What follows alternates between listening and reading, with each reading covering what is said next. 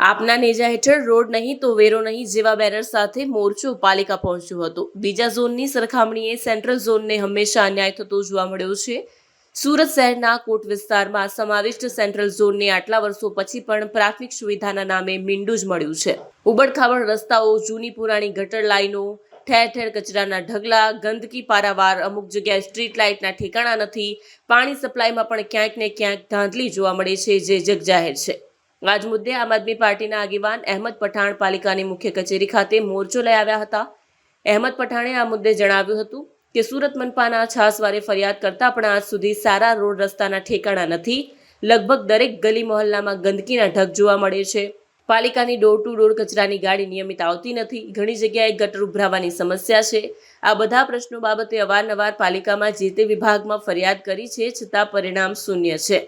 દર વર્ષે સેન્ટ્રલ ઝોનને કરોડો રૂપિયાની ગ્રાન્ટ ફાળવાય છે, તો આ ગ્રાન્ટ ક્યાં જાય છે તેવો સીધો આક્ષેપ તંત્ર પર કર્યો હતો। એક સમયે ભાજપનો ગઢ ગણાતા સેન્ટ્રલ ઝોને ભાજપના કેટલાય કોર્પોરેટરો ચૂંટીને મોકલ્યા છે। ધારાસભ્ય અને સાંસદ પણ ભાજપના છે, છતાં સેન્ટ્રલ ઝોનની હંમેશા અવગણના જ થતી જોવા મળે છે। જો આવનાર સમયમાં આ બધી સમસ્યાઓનો ઉકેલ ત્વરિત નહીં મળે તો સુવિધા નહીં તો વેરો નહીં જેવા આંદોલન કરવાની ફરજ પડશે। ભાજપના કોર્પોરેટરો જ્યારથી ચૂંટાયા છે ત્યારથી ક્યાં ખોવાઈ ગયા છે એ જ ખબર નથી। તેમના વિસ્તારની મૂળભૂત સુવિધા બાબતે તંત્રને સવાલ કરવાની પણ તેમનામાં હિંમત નથી। અહેમદ પઠાણની આગેવાનીમાં આવેલા મોરચાએ ભાજપ અને મેયરનો હુરિયો બોલાવ્યો હતો અને રોડ નહીં તો વેરો નહીં, ગટર નહીં તો વેરો નહીં, પાણી નહીં તો વેરો નહીં જેવા વિવિધ બેનરો સાથે ઉગ્ર વિરોધ કર્યો હતો। બાદમાં આગેવાનો મેયરને રજૂઆત કરવા પહોંચ્યા હતા। अहमद पठान रजूआत में ऐसा है कि पिछले कई वर्षों से लगभग 30 साल से भाजपा यहाँ पर शासन कर रही है।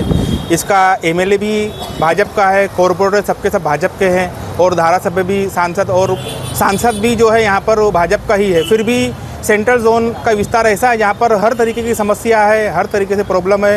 अभी आप देखोगे यहाँ पर हर रोड के अंदर खड्डे हैं, ड्रेनेज की लाइन में प्रॉब्लम है, पानी भर रहा है हर जगह पे। सेंट्रल जोन के अंदर सिर्फ 33 जगह पे लीकेज है, जो छोटी बड़ी लीकेज है वहाँ पे भी प्रॉब्लम है।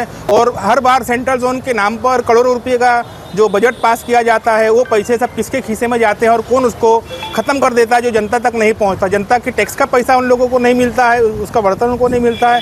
ये समस्या बहुत ज़्यादा है। मजबूरन हम लोगों ने लाखों बार, करोड़ों बार यहाँ तक ये कोई ऐसा दिन नहीं जाता जहाँ पर हम लोग फरियाद नहीं करें और रजूआत नहीं करें, फिर भी हमारी कोई सुनवाई होती नहीं है। इसलिए स्थानीय लोगों के साथ में आया गया और यहाँ पर जितने भी लोग हैं सब स्थानीय लोग हैं, उन लोगों की फरियाद का कोई निकाल आता नहीं है और हर बार फरियाद करने पर कोई इसका निकाल आता नहीं है। क्या मांगे? मांग हमारी ये है कि भाई जो पब्लिक अपना टैक्स का पैसा देती है वो पैसे का उनको वर्तर मिलना चाहिए, ना कि भाजपा शासकों को भ्रष्टाचार करना चाहिए। पैसे का जो पब्लिक का हक है उनको मिलना चाहिए। वो बड़े बड़े भ्रष्टाचार करते हैं वो करें, मगर क्योंकि उनके ब्लड के अंदर ही, उनके डीएनए के अंदर भ्रष्टाचार आ चुका है तो उससे बाज नहीं आएंगे। फिर भी जो लोक सेवा का काम है, जो पब्लिक का लोक सेवा का काम है, जैसे रोड हो गया, रास्ता हो गया, गटर हो गया, जो उनकी बुनियादी जरूरत है, जैसे पीने का साफ पानी होगा। आज भी सेंट्रल जोन के अंदर ऐसे बहुत से विस्तार जहाँ पर पीने का साफ पानी नहीं आता है। जैसे कचरे की गाड़ियाँ अनियमित है, बार फरियाद करने के बाद में भी उसका कोई निकाल आता नहीं है। कोई भी धारा धोने के हिसाब से काम होता नहीं है। और कांग्रेस के लोग को तो छोड़ दो तो उनका तो नामो निशान ही नहीं है। आम आदमी पार्टी इसके लिए बार लड़ रही है, भाजपा से भी रजूआत करती है, उनके शासकों से रजूआत करती है, कमिश्नर को भी रजूआत करती, फिर भी कोई सुनवाई होती नहीं है। અને સેન્ટ્રલ ઝોનના અંદર કોઈ કામ થતા નથી। આજે સ્માર્ટ સિટી જેવી સ્માર્ટ સિટી કચરાપેટી બની ગઈ છે। નાના બાળકો જે મૃત્યુ પામે છે ખાડામાંથી, ખાડી પૂરથી આખો સુરત પરેશાન છે। કરોડો રૂપિયાની પ્રી મોન્સૂન યોજનાની અંદર એ કરોડો રૂપિયા ખવાઈ જાય છે અને પ્રજા આજે તમારાથી કંટાળી ગઈ છે।